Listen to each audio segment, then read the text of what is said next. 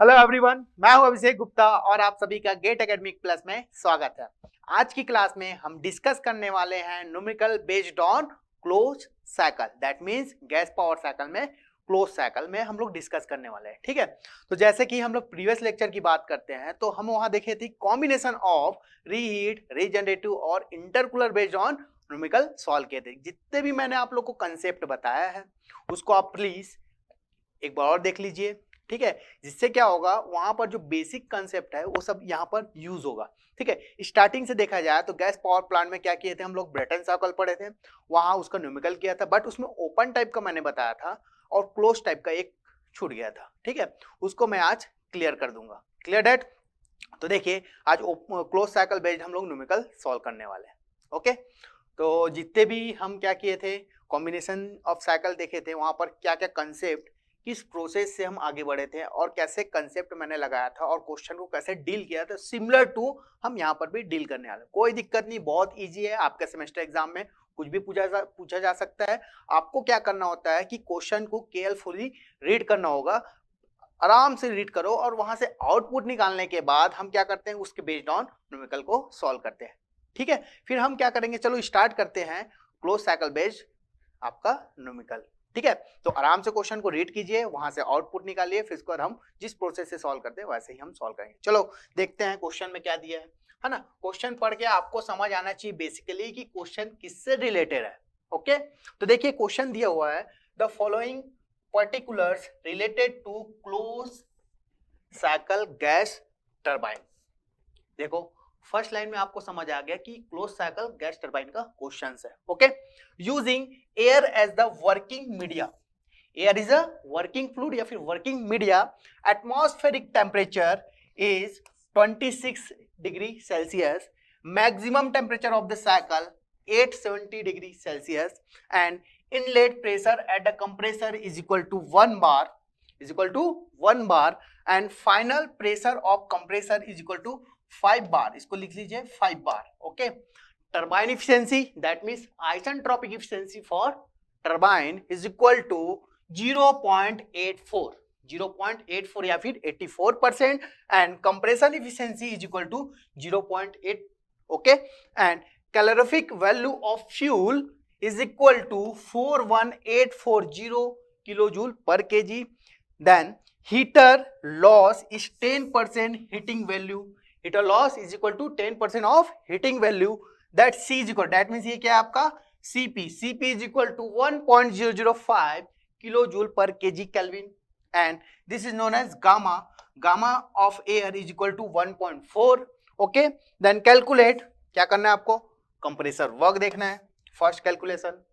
Okay, second heat supply, third turbine work, fourth net work, and fifth fuel air ratio, thermal efficiency, air rate and work ratio, finally specific fuel consumption आपको find out करना है। तो मेरे ख्याल से आपको question समझ आ गया होगा। तो क्वेश्चन में बेसिकली मैं आप लोग को पूरा समरी बताना चाहूंगा कि आपको क्वेश्चन में क्या दिया है, क्लोज साइकिल गैस टरबाइन दिया हुआ है फर्स्ट ऑफ ऑल। ठीक है, इनलेट प्रेशर का कंडीशन दिया हुआ है, टेम्परेचर एंड प्रेशर।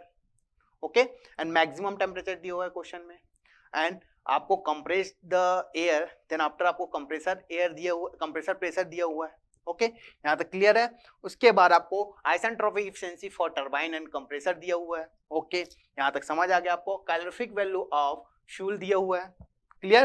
तो आपको ये सब निकालना है, तो आपको स्टेप बाय स्टेप करना है। अब मैं क्या करूंगा, गिवन डेट लिखेंगे, उसके बाद हम पीवीटीएस और स्कीमेटिक डायग्राम बनाने के बाद आपको स्टेप बाय स्टेप सॉल्व करना है। ठीक है, चलो स्टार्ट करते हैं फिर। तो फर्स्ट आपको क्या दिया है, गिवन डेट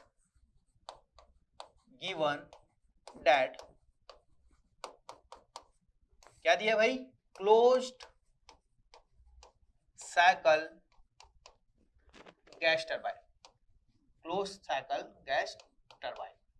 ये इंपॉर्टेंट है, हमने ये आउटपुट निकाला कि आपको जो क्वेश्चन दिया है close cycle gas turbine. Okay, condition दिया है इनलेट प्रेशर एंड टेम्परेचर, क्या दिया आपको, साइकिल पर दिया है atmospheric temperature and maximum temperature दिया हुआ है, और initial pressure of compressor.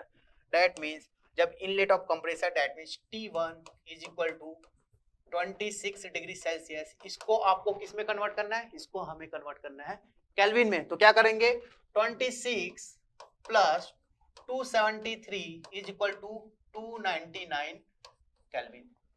And initial pressure P1 is equal to 1 bar, P1 is equal to 1 bar and maximum temperature Tmax हम पॉइंट अभी क्रिएट नहीं कर रहे हैं, जब डायग्राम बनेगा तो आपको समझ आएगा कि किस पॉइंट की बात किया जा रहा है। तो Tmax की वैल्यू हमें यहाँ पर दिया है 870 डिग्री सेल्सियस, 870 डिग्री सेल्सियस। तो देखो 870 degree Celsius is equal to क्या होगा, 870 प्लस 273। आप इसको ऐड करिए, calculator and notebook and pencil रख के आप काम कीजिए, ठीक है। 870 प्लस 273 इज इक्वल टू 1143, ठीक है केल्विन। कहीं पर भी डाउट हो तो आप मेरे को बताइएगा, ठीक है। अगेन यहाँ पर क्या दिया है, कंप्रेस्ड वर्क, ठीक है। ये compressor, final pressure of compressor is equal to 5 bar. तो फाइनल प्रेशर जब 1 to 2 प्रोसेस होगा कंप्रेसर में, तो P2 that means final pressure is equal to 5 bar, is equal to 5 bar. Okay, isentropic efficiency for turbine and isentropic efficiency for compressor आपको question में given है। तो given है तो टरबाइन का 84 है और कंप्रेसर का 80 है। तो यहाँ पर लिखेंगे 0.8 और यहाँ पर 0.84। Clear that. And CP for air question में दिया हुआ है, CP for air 1.005 kilo joule पर kg kelvin and gamma is equal to 1.4, gamma is equal to 1.4। और क्वेश्चन में देख लीजिए आपको क्या दिया हुआ है, हाँ, calorific value of the fuel is equal to 41840 CV is equal to 41840 kilo joule पर केजी, और देखिए क्वेश्चन में और कुछ दिया हुआ है क्या, और कुछ नहीं दिया है, ठीक है। क्या क्या फाइंड आउट करना है ये सब दिया हो। तो देखिए भाई, अब हम स्टार्ट कर रहे हैं, इसको कैसे, किस अप्रोच के थ्रू कैसे डील करेंगे ये देखिए। वही मेथड है जितना मैंने आप लोग को सॉल्व कराया, सिमिलर टू वैसे ही करने वाला हूं मैं। ओके, तो फर्स्ट ऑफ ऑल हम क्या करते हैं, तो ड्रॉ स्कीमेटिक डायग्राम या फिर rough diagram for close cycle and TH diagram. तो मैं फर्स्ट ऑफ ऑल क्या कर रहा हूं, यहाँ पास रफ डायग्राम ड्रॉ कर रहा हूं। तो rough diagram for close system, ठीक है, क्लोज साइकिल के लिए, क्लोज साइकिल गैस टरबाइन, इसके लिए हम क्या करेंगे, रफ डायग्राम बनाएंगे, ठीक है। तो रफ डायग्राम क्या है आपका, कौन कौन सा कंपोनेंट होते हैं, पहला होगा आपका कंप्रेसर, दूसरा होगा आपका कंबर्सन चेंबर एंड थर्ड होगा आपका क्या, turbine and fourth heat exchanger. तो फर्स्ट मैं यहाँ पर ड्रॉ करूंगा कंप्रेसर, ये हो गया कंप्रेसर। देन आफ्टर आपके पास आ जाएगा ये कंबर्सन चेंबर, देन यहाँ हो जाएगा आपका टरबाइन, फिर उसके बाद हम यहाँ पर ऐड कर देंगे हीट एक्सचेंजर। क्या ऐड कर दिए, हीट एक्सचेंजर। ये हो गया आपका कंप्रेसर, ये होगा टरबाइन, ये हो जाएगा आपका हीट एक्सचेंजर, ठीक है। प्रोसेस भी बता देता हूँ। कंप्रेसर देखो यहाँ पर पॉइंट नंबर 1 दिया मैं, that is point number 2, that is point number 3 and that is point number 4। What is the condition या फिर ऑपरेशन ऑफ कंप्रेसर, क्या होता है, कांस्टेंट एंट्रोपी या फिर isentropic work, isentropic compressor work. तो हम यहाँ पर लिखेंगे WC, entropy is equal to constant. तो अगेन पॉइंट नंबर 2 मिल गया यहाँ पास, ठीक है। यहाँ पर हाई प्रेशर मिलेगा, यहाँ से पॉइंट नंबर 1, यहाँ एयर इनलेट किया। अच्छा, इसको हम डक्ट के थ्रू एंटर करते हैं, बिकॉज ये क्लोज सिस्टम है। तो आपका जो फ्लूइड है वो आपका डक्ट में फ्लो होगा। तो क्या फ्लो हो रहा है, वर्किंग फ्लूइड, यहाँ पर एयर फ्लो हो रहा है। वर्किंग फ्लूइड क्या हो रहा है, एयर फ्लो है। एयर को हम लोग हीट अप किए या फिर कंप्रेस किए, कंप्रेस करने के बाद प्रेशर और टेम्परेचर आपका इंक्रीज हुआ। देन अब यहाँ करेंगे हम लोग, यहाँ पर हीट अप करेंगे, constant pressure heat addition Q1। यहाँ हम क्या करने वाले हैं, मास ऑफ फ्यूल ऐड करेंगे। मास ऑफ फ्यूल ऐड करें, जिससे आपका जो एयर आया है कंप्रेस्ड एयर उसका टेम्परेचर क्या होगा, इंक्रीज हो जाएगा। That is point number 3। यहाँ पर हाई टेम्परेचर मिलने वाला है, हाई टेम्परेचर, ठीक है। दैट इज मैक्सिमम टेम्परेचर आपको क्वेश्चन में दिया हुआ है, यही समझाने वाला था मैं, ठीक है। इसके बाद हम जो डिवाइस है वहां सप्लाई करेंगे, टरबाइन में क्या सप्लाई करेंगे, हाई टेम्परेचर एयर को सप्लाई करने के बाद टरबाइन का वर्क क्या है, आइसेंट्रोपिक एक्सपांशन, जिससे हमको वर्क आउटपुट मिलेगा, दैट इज WT। अब इस कंप्रेसर को चलाने के लिए हम क्या कर देते हैं, कपलिंग कर देते हैं, किससे, टरबाइन से, किससे, टरबाइन से, जिससे आपका कंप्रेसर भी चलना स्टार्ट हो जाएगा। क्लियर। अब बात आती है एग्जॉस्ट ऑफ टरबाइन। यहाँ पर आपको पॉइंट नंबर 4 मिल जाएगा, जिसका टेम्परेचर डाउन हो जाएगा, प्रेशर भी क्या हो गया, एक्सपांड होने के बाद डाउन हो जाएगा, ठीक है। यहाँ पर point number P4 and T4। Then अब आपके पास जो एग्जॉस्ट गैस है उससे हमको हीट को कहाँ ट्रांसफर करना है, एटमॉस्फेरिक में। तो that means constant pressure heat rejection कहाँ होगा, हीट एक्सचेंजर में, दैट इज Q। ये है बेसिक प्रोसेस, फिर इनिशियल कंडीशन में आएगा, ये साइकिल वर्क करते रहेगा। मेरे ख्याल से आप लोग को ये क्लियर हो गया, ठीक है, मेरे ख्याल से आप लोग को ये क्लियर हो गया। अब इसके अकॉर्डिंग हम क्या करेंगे, TS डायग्राम ड्रॉ करेंगे। तो देखिए मैं यहाँ पर TS डायग्राम ड्रॉ करने वाला हूँ, ये हो जाएगा आपका TS डायग्राम, ठीक है। आप लोग खुद बताएंगे यहाँ पर कितने प्रेशर लाइन, TS ना, नॉट PV, ये हो जाएगा आपका T और ये हो जाएगा S, ओके। अब मेरे को बताइए यहाँ पर कितने प्रेशर लाइन, एक हो जाएगा 30 वन और सेकंड हो जाएगा ये, तो प्रेशर लाइन कितने मिले, 2 प्रेशर लाइन। तो मैं यहाँ पर ड्रॉ कर दूंगा 2 प्रेशर लाइन, ये फर्स्ट एंड सेकंड, ठीक है। ये P मिनिमम हो जाएगा और ये आपका हो जाएगा P मैक्सिमम। यहाँ तक क्लियर। तो P मिनिमम देखिए यहाँ पर जो प्रेशर दिया हुआ है इनलेट ऑफ कंप्रेसर, इसकी वैल्यू क्या है आपका 1 बार, इसकी वैल्यू क्या है आपका 1 बार। टेम्परेचर क्या दिया है 27 डिग्री सेल्सियस। तो पॉइंट नंबर 1 पर P min is equal to क्या हो गया आपका 1 bar, P min is equal to 1 bar. और कंप्रेस करने के बाद इसका प्रेशर क्या हो जाएगा बोला है क्वेश्चन में 5 बार, ठीक है। तो ये हो जाएगा P मैक्सिमम 5 बार, P मैक्सिमम क्या हो गया 5 बार। तो 1 to 2 हम जब देखेंगे तो कौन सा प्रोसेस हो रहा है यहाँ पास, आइसेंट्रोपिक कंप्रेसर। तो मैंने यहाँ पर ड्रॉ कर दिया आइसेंट्रोपिक कंप्रेसर लाइन, मैंने यहाँ ड्रॉ किया आइसेंट्रोपिक कंप्रेसर लाइन 1 to 2 हो गया आपका, 1 to 2 हो गया। देन 2 to 3 क्या हो रहा है आपका, कांस्टेंट प्रेशर हीट एडिशन। तो हम इस कांस्टेंट प्रेशर लाइन पर हीट एडिट करेंगे तो टेम्परेचर आपका क्या हो जाएगा, इंक्रीज हो जाएगा, दैट इज पॉइंट नंबर 3। यहाँ तक कोई दिक्कत है, नो। तो 3 to 4 की बात करता हूं मैं, तो यहाँ पर क्या हो रहा है, आइसेंट्रोपिक एक्सपांशन। जब आप TS डायग्राम पे आइसेंट्रोपिक लाइन ड्रॉ करेंगे और एक्सपांड करेंगे तो उस टाइम पर आपका प्रेशर और टेम्परेचर ड्रॉप हो जाएगा। तो मेरे को पॉइंट नंबर 4 इस पॉइंट पर मिला, that is point number 4। Clear that. 4 to 1 क्या किए, heat exchanger eight a constant pressure, heat rejection होगा यहाँ पास, हीट रिजेक्ट होने के बाद पॉइंट नंबर 1 यहाँ पर आया, ये आपका प्रोसेस होगा। बट आपको क्वेश्चन में क्या दिया, एक्चुअल कंडीशन कैसे पता चला आपको, बिकॉज यहाँ पर क्या दिया, isentropic efficiency for compressor and turbine. इससे हम डिसाइड कर लेंगे कि जो क्वेश्चन दिया है वो एक्चुअल का है। Clear that, okay. तो 1 to 2 होके क्या हो जाएगा, ये 1 to 2 डैश, ओके। 3 to 4 ना होके आपका क्या हो जाएगा 3 to 4 डैश, 3 to 4। यहाँ तक क्लियर है। तो TS एंड स्कीमेटिक डायग्राम आप लोग को क्लियर हो गया, ठीक।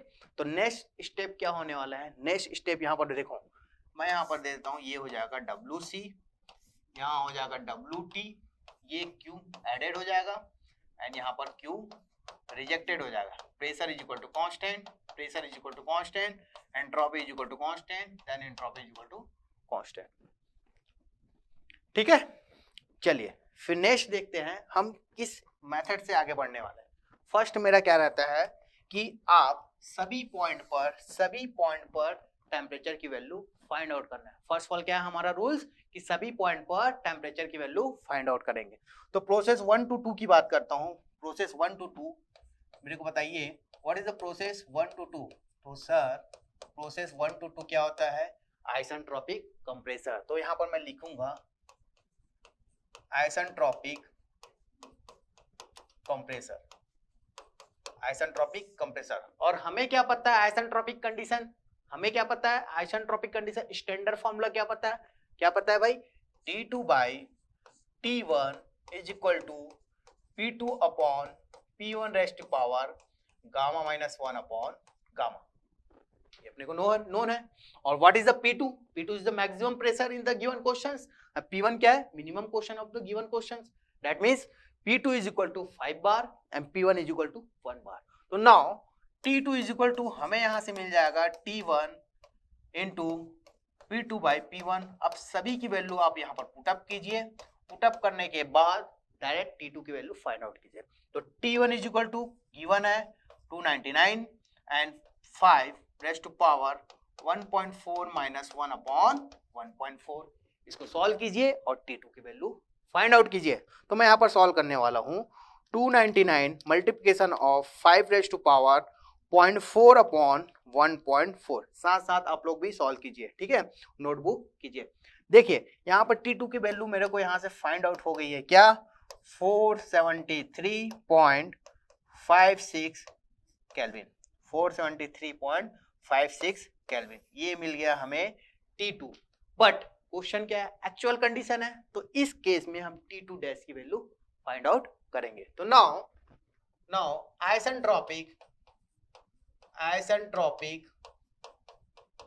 Efficiency for compressor. Isentropic efficiency for compressor. तो क्या होता है भाई? Isentropic efficiency for compressor is equal to, हमें क्या पता है, आइडियल अपॉन एक्चुअल की एक्चुअल अपॉन आइडियल. यहाँ पर अपोजिट करोगे तो क्वेश्चन रॉन्ग हो जाएगा, आंसर रॉन्ग हो जाएगा, ठीक है. तो हमें हर पॉइंट क्लियर करना है. तो आइसेंट्रोपिक एफिशिएंसी फॉर कंप्रेसर क्या होता है? Ideal upon actual. Ideal work upon actual work. Ideal work upon actual work. और प्रोसेस क्या है? 1 to 2 है.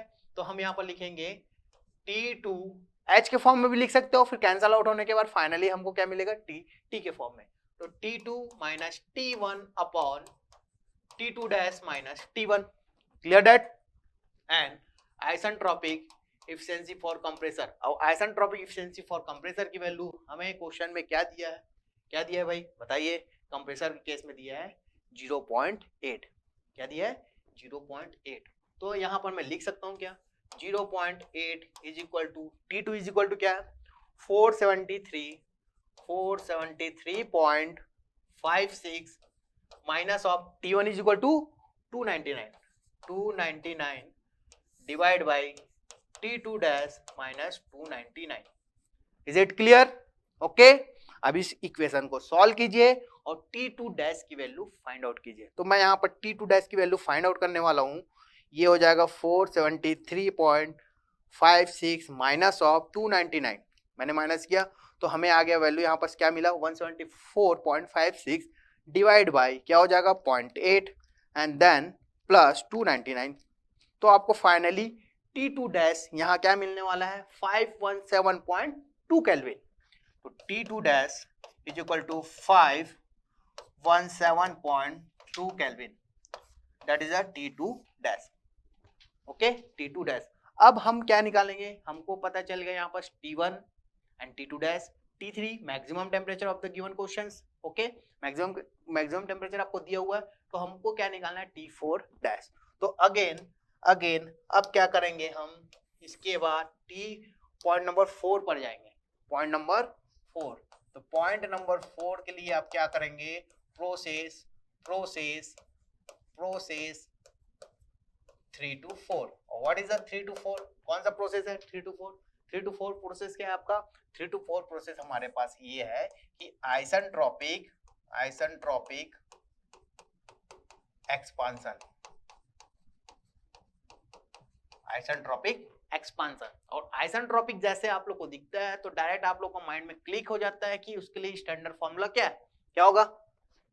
T3 upon T4 is equal to P3 upon P4 की power gamma minus 1 upon gamma. What is the value of P3 and P4? तो diagram में आइए, कोई दिक्कत नहीं. आपको समझ नहीं आ रहा है तो डायरेक्ट डायग्राम में आइए. यहाँ पर बताइए मेरे को P3 is equal to what? तो यहाँ पर हम देखने को मिलता है P2 is equal to P3 is equal to P max and P1 is equal to, आप बोल सकते हैं P4 is equal to P minimum, okay, P minimum, और P max is equal to 5 bar और P minimum is equal to 1 bar. Put up कीजिए, put up कीजिए, अब बताइए मेरे को, ठीक है। यहां से हम क्या निकालेंगे, T4, तो T4 इज इक्वल टू क्या हो जाएगा, T3 अपॉन, इसको इधर ट्रांसफर कर दिए, उसको उधर ट्रांसफर करते हैं, that means P3 upon P4 rest power gamma minus 1 upon gamma, gamma minus 1 upon gamma. अब T3 की वैल्यू आपको क्वेश्चन में दिया है, कितना दिया है आपको क्वेश्चन में, आपको क्वेश्चन में दिया है T3 की वैल्यू मैक्सिमम 870, इसको कन्वर्ट किए तो हमें क्या मिला था 1143 upon P3 is equal to 5 and P4 is equal to 1 raised to power 1.4 minus 1 upon 1.4। Solve कीजिए इसको, तो सॉल्व करने पर 1143 divide by 5 raised to power 0.4 upon 1.4, तो सॉल्व करने पर आपको मिलेगा 721.67। T4 इज इक्वल टू हमें यहां मिल गया 721.67 केल्विन, 67 केल्विन, ठीक है। नेक्स्ट, अब आपको T4 डैश निकालना है, तो उसके लिए आपको क्वेश्चन में दिया हुआ है आइसेंट्रोपिक एफिशिएंसी फॉर टरबाइन, तो मुझे बताइए आप लोग, isentropic efficiency for turbine what, क्या होता है भाई, हमें पता है कि isentropic efficiency for turbine is equal to actual work upon ideal work, तो एक्चुअल अपॉन आइडियल, क्लियर। तो now isentropic efficiency for turbine आपको क्या दिया है, अच्छा प्रोसेस 1 3 to 4 है, तो एक्चुअल क्या होगा T3 minus T4 dash upon T3 minus T4, okay. और आइसेंट्रोपिक एफिशिएंसी फॉर टरबाइन की वैल्यू 0.84 आपको क्वेश्चन में गिवन है। अब यहां से निकालिए आप T4 डैश, तो क्या हो जाएगा भाई T4 डैश, सभी की वैल्यू पुट अप कर लो, 0.84 is equal to T3 is equal to क्या मिला आपको, अच्छा क्वेश्चन में दिया है 1143 minus of T4 dash upon T3 again 1143 minus of T4, what is T4, ये हो जाएगा 721.67। अब इससे हम क्या निकालेंगे T4 डैश की वैल्यू, तो सॉल्व कीजिए और T4 डैश की वैल्यू मेरे को बताइए जल्दी फटाक से, तो देखो 0.84 मल्टीप्लाई बाई 1143 माइनस ऑफ 721.67, यहाँ मेरे को मिल गया 353.91 एंड क्या होगा, इसको किससे माइनस करेंगे 1143, तो 1143 माइनस ऑफ आंसर ये हो जाएगा 789.08, तो T4 dash is equal to 789.08 kelvin, 08 kelvin. ये भाई आपको सभी पॉइंट का टेम्परेचर फाइंड आउट हो गया, ठीक है। अब आपका काम कंप्लीट, आपको और कुछ नहीं करना है, आपको सभी पॉइंट का टेम्परेचर मिल गया। अब डायरेक्ट आप क्वेश्चन में जाइए, क्या क्या पूछा गया डायरेक्ट बता दीजिए। देखो, तो फर्स्ट ऑफ ऑल मैं क्या करूंगा, यहाँ पर मैं यहाँ पर सभी पॉइंट का टेम्परेचर एक साथ लिख देता हूँ यहाँ पर, तो T1 is equal to 299 and T3 is equal to आपको मिल गया था क्या 1143, और यहाँ हमें T2 dash and T4 dash की वैल्यू भी नोन है। T4 डैश की वैल्यू आपने क्या फाइंड आउट किया 789.08 केल्विन एंड 789.08 केल्विन, ये आपका T4 डैश हो गया, और T2 डैश 517.2,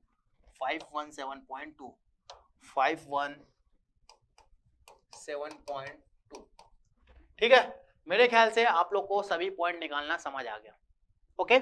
अब हम जाएंगे डिटरमाइन में, क्या क्या कैलकुलेट करना बोला गया है। तो देखिए, फर्स्ट कैलकुलेशन बोला गया compression work, second heat supply, third turbine work, fourth net work. तो देखो स्टेप बाय स्टेप चलते हैं। फर्स्ट हमको आंसर देना है, तो कैलकुलेट में देखिए फर्स्ट जो है कंप्रेशन वर्क चाहिए आपको, क्या चाहिए compression work, what is the compression work? अब सर मेरे को तो नहीं पता कैसे होता है कंप्रेशन वर्क, तो टेंशन लेने की कोई जरूरत नहीं है। आप कहाँ जाएंगे? डायग्राम में, स्कीमेटिक डायग्राम और टीएच डायग्राम, वहां से हम डिफाइन कर सकते हैं what is the compressor work.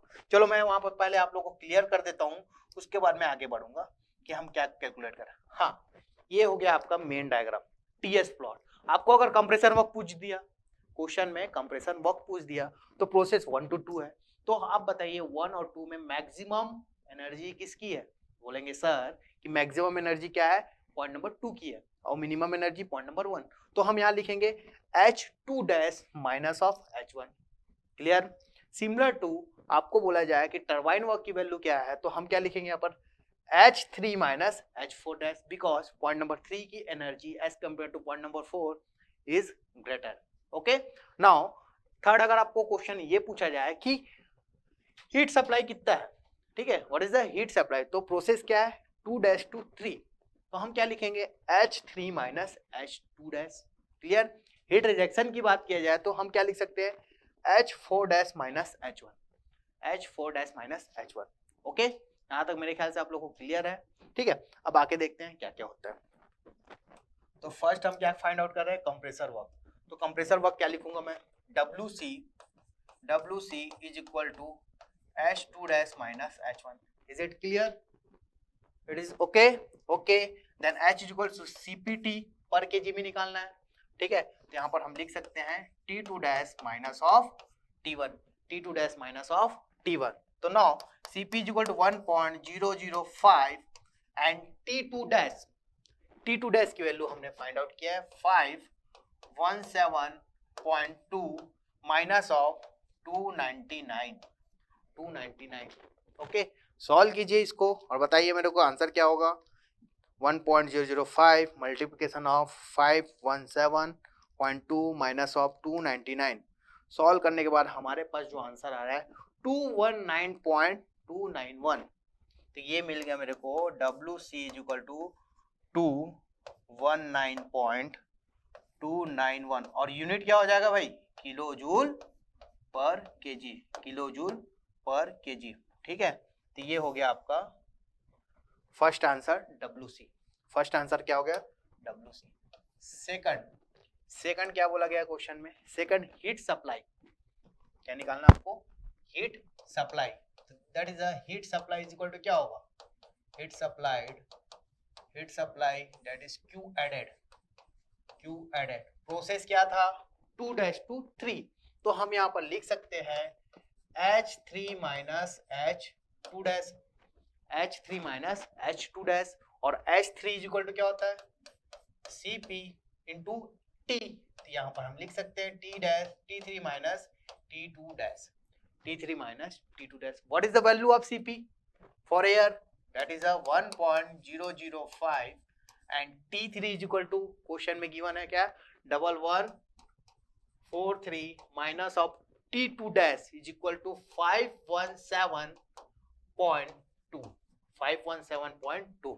तो इसको सॉल्व कीजिए। 1.005 मल्टीप्लिकेशन ऑफ 1143 माइनस ऑफ 517.2, तो आपको सॉल्व करने पर मिलेगा 628.92। 628.92 यूनिट क्या हो जाएगा? किलो जूल पर केजी। ये हो गया आपका heat supply Q added.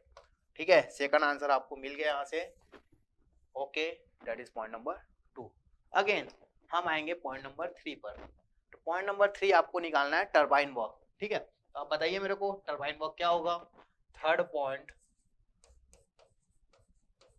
Turbine work.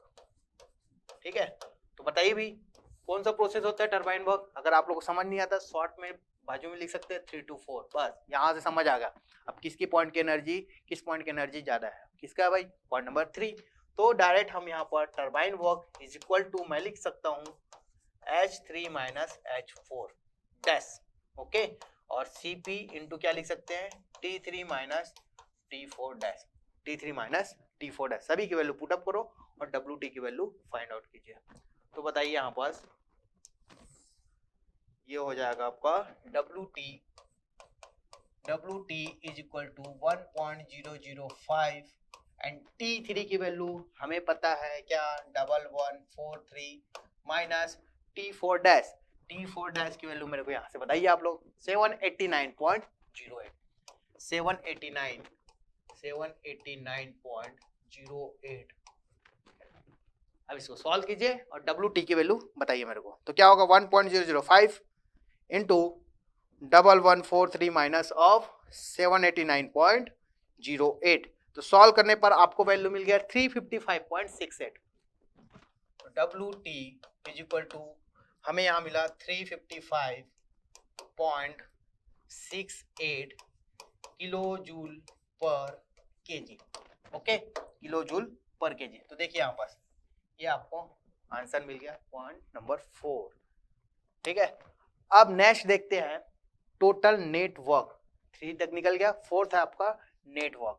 तो 4th नंबर क्या फाइंड आउट करना है आपको, नेटवर्क।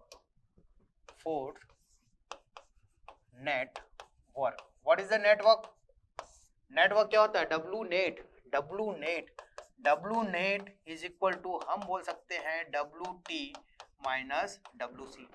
WT minus WC। और what is the value of WT? तो WT की वैल्यू हमारे पास आया 355.68 minus of WC compressor work 219.291 219.291। इसको सॉल्व कीजिए तो माइनस ऑफ 219.291। सॉल्व करने के बाद हमें वैल्यू मिली W net of given question. W net is equal to हमें मिल गया 136.39 किलो जूल पर केजी। किलो जूल पर केजी, ये आपको मिल गया W net. Okay, W net आराम से सॉल्व कीजिए ना, कोई दिक्कत नहीं है। Point number 5th, fuel air ratio. Point number 5th क्या है, फ्यूल एयर रेशियो। ठीक है, फ्यूल एयर रेशियो। अब कैसे निकालेंगे, तो इसके लिए कोई दिक्कत नहीं, घबराने की कोई जरूरत नहीं। कैसे निकालते हैं देखिए, मैं बता रहा हूँ यहाँ पर आप लोग को। ठीक है, अब देखिए फ्यूल एयर रेशियो निकालने के लिए हमें क्या करना पड़ेगा, यहाँ पास एक मैं क्या ले लेता हूँ यहाँ पास, कंबर्सन चैम्बर। क्या ले लिए हम, कंबर्सन चैम्बर। देखते जाना, आपको चीजें समझ आ जाएगी क्या करने वाला हूँ मैं। इसी मेथड से आप बनाएंगे तभी निकल पाएगा। ये हो गया था आपका पॉइंट नंबर 2 डैश, ये हो गया था आपका पॉइंट नंबर 3। हमने यहाँ पर हीट दिया था, Q added at a constant pressure, और यहाँ पर मास ऑफ फ्यूल को ऐड किया। तो यहाँ से मैं इक्वेशन निकाल रहा हूँ। ठीक है, क्लोज सिस्टम के, क्लोज साइकिल के लिए, सिस्टम बोल रहा हूँ मैं, क्लोज साइकिल के लिए आप कैसे इक्वेशन निकालें।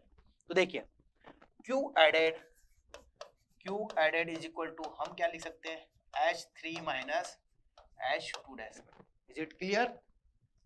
It is okay.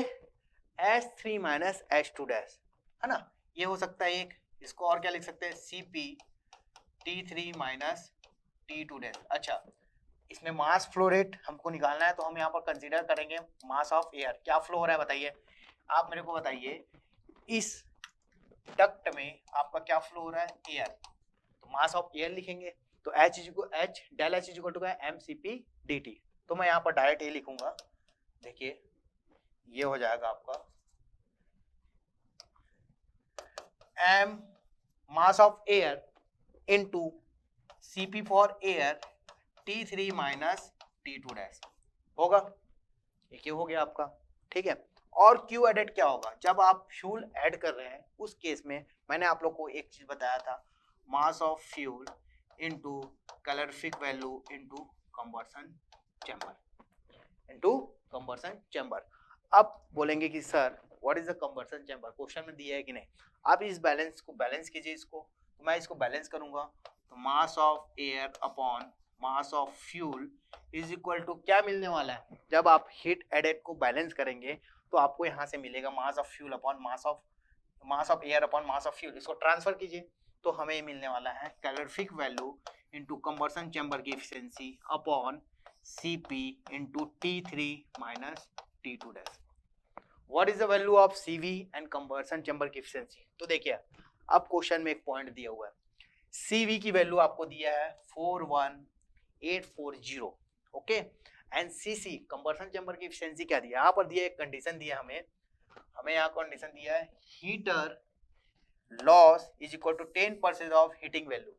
तो वहां पर कितना लॉस हो रहा है, हीटिंग वैल्यू, और तो आपको कंबर्सन चैम्बर कितना मिल जाएगा 90%, है ना। अगर हीटिंग वैल्यू नहीं होती, लॉस नहीं होता, तो हमको 100% मिलता।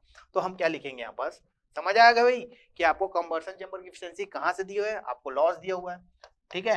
तो कंबर्सन चैम्बर की एफिशिएंसी यहाँ पर हमें मिल गई 90%, क्या मिली 90%, और Cv की वैल्यू क्या दिया हुआ है क्वेश्चन में, Cv इज इक्वल टू दिया है calorific value of the fuel is equal to 41840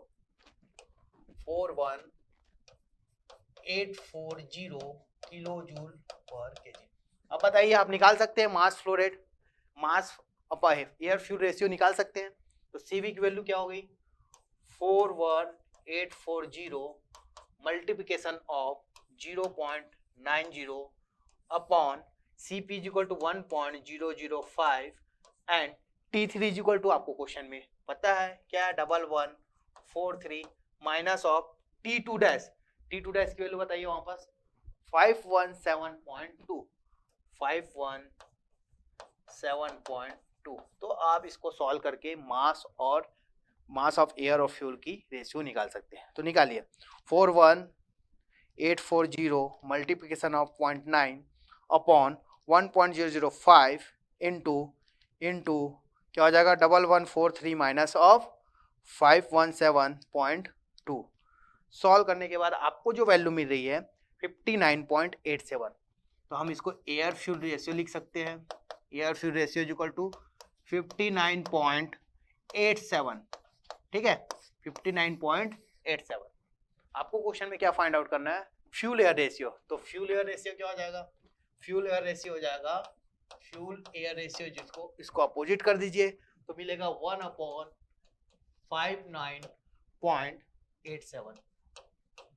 ये आपको फ्यूल एयर रेशियो मिल गया। कैसे सॉल्व किया समझ आया, ठीक है, ये क्लियर है कि नहीं भाई। यहाँ पर कुछ नहीं करना है, आपको दोनों हीट सप्लाई को बैलेंस करना है, आपको इक्वेशन मिल जाए। कभी भी आपको फ्यूल एयर रेशियो या फिर एयर फ्यूल रेशियो दिया रहेगा तो कंबर्सन चैम्बर में हम क्या हीट बैलेंस लगाएंगे, उसके बाद आपको आंसर मिल जाएगा, ठीक। नेक्स्ट देखते हैं, नेक्स्ट आपको क्या फाइंड आउट करना है। पॉइंट नंबर 5 हो गया है, हम पॉइंट नंबर 6 देखने वाले हैं। तो देखिए पॉइंट नंबर 6 क्या है आपका, थर्मल इफिशिएंसी। पॉइंट नंबर 6 क्या है आपका, थर्मल इफिशिएंसी। तो पॉइंट नंबर 6 निकालना है आपको thermal efficiency of the plant, thermal efficiency of plant, gas plant जो भी है, ठीक है। तो what is the definition of the thermal efficiency. तो thermal efficiency is equal to क्या होता है आपका W net upon heat supply, W net upon heat supply, या फिर आप क्या कर सकते हैं 1 minus Q rejection upon Q addition, आप ऐसे निकाल सकते हैं, ओके। तो हमने W नेट भी निकाल चुके हैं और हीट सप्लाई की वैल्यू भी फाइंड आउट कर चुके हैं। तो W नेट की वैल्यू देखिए और हीट सप्लाई की वैल्यू देखिए, बताइए मेरे को क्या दिया है। तो W टरबाइन वर्क ये हो गया था। नेक्स्ट हमने क्या निकाला था W नेट, W नेट क्या है 136.39, 136.39, ओके, अपॉन हीट सप्लाई, और हीट सप्लाई की वैल्यू क्या है, ये देखिए हीट सप्लाई क्या है 628.92, 628.92, है ना। तो आप डायरेक्ट यहाँ पर वैल्यू पुट अप कीजिए और आंसर बताइए मेरे को।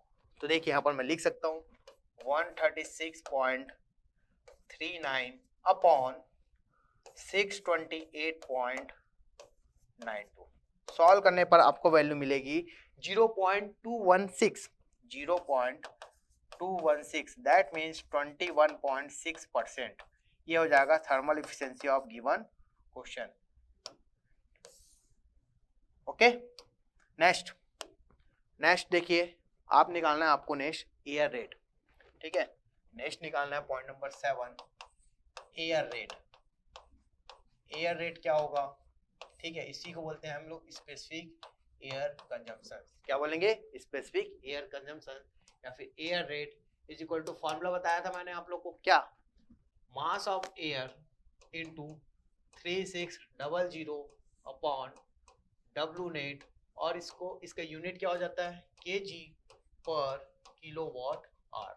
आपको फाइनल आंसर देने के बाद यूनिट लिखना बहुत इंपॉर्टेंट है। ओके, देखिए अब मेरे को आप ये बताइए, जो डब्लू नेट की वैल्यू हमने फाइंड आउट किया 136.39, इसका यूनिट क्या है भाई, किलो जूल पर केजी है, किलो जूल पर केजी है। तो दैट मीन्स यहाँ पर मास फ्लो रेट की वैल्यू क्या हो जाएगी, 1 kg हो जाएगी, है ना। 1 kg होगा तो दैट मीन्स डब्लू नेट क्या हो जाएगा, किलो जूल पर केजी। ओके, तो that is 3600 upon W net की वैल्यू क्या है 136.39, 136.39। तो सॉल्व करने के बाद air rate is equal to हमें मिल जाएगा 3600 डिवाइड बाई 136.39।